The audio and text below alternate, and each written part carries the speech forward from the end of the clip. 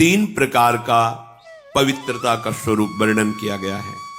वाक शौच, वाक पवित्रता, वाणी की पवित्रता। वाणी की पवित्रता है झूठ मत बोलो।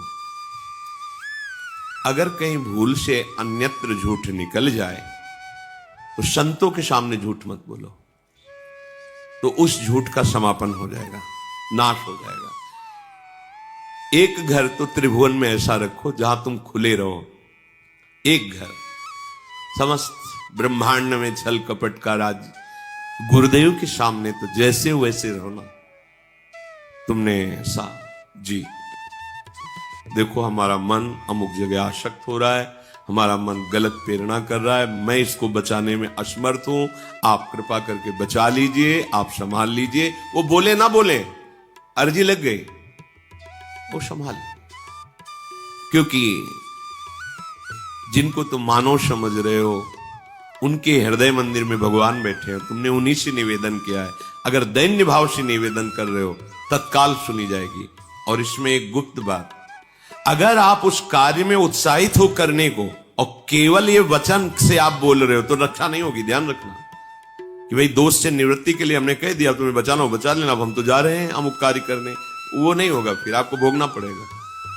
हृदय से आर्त भाव से कि मैं हार गया।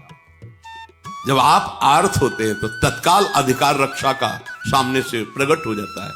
और ऐसे चाल, वही कपट इसी को कहते हैं कि हम ऊपर से कह रहे हैं देखो आपके शरणागत तो बचा लेना, और अंदर से कह रहे सामर्थ्य बचा लेना, जा रहे हम कर। ऐसा नहीं, हृदय से नहीं चाहता कि आपकी आज्ञा को उल्लंघन हो। पता नहीं कैसे विवश होकर नाथ मुझे सामर्थ्य, एक वो विवशता हृदय की। वाणी की पवित्रता, किसी को भी ऐसे कटु वचन मत कहो। जिस वाणी से तुम नाम जप करते हो उसी वाणी से तुम्हें किसी को दुख पहुंचे, ठीक बात नहीं। मृदु पवित्र वचन बोलो। पर ये देखो, भगवत प्राप्ति के मार्ग वाले ही जो थोड़ा सत्संग सुनते हैं, भगवत प्राप्ति, ये कुछ ऐसे लोग होते हैं जिनका कोई लक्ष्य ही नहीं होता, न धर्म का पता न अधर्म का पता, बस जिए चले जा रहे हैं, न लक्ष्य है न कोई, बस ये लोग नहीं समझ पाएंगे। यदि आप वास्तविक शांति चाहते हैं, सुख चाहते हैं, किसी को कड़वा मत बोलो। चुगली, इससे वाणी अपवित्र हो जाती है। तुम जानते हो वो ऐसा, तुम्हें क्या लेना देना।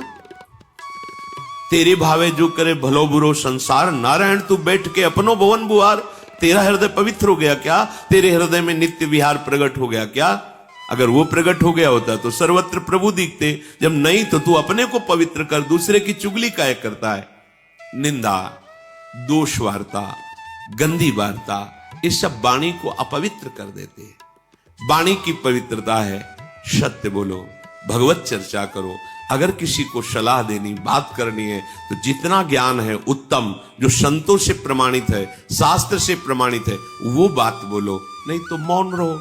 आप संसारी पुरुष नहीं है, आप भगवत मार्ग के पथिक हैं, चाहे गृहस्थ हो या विरक्त हो।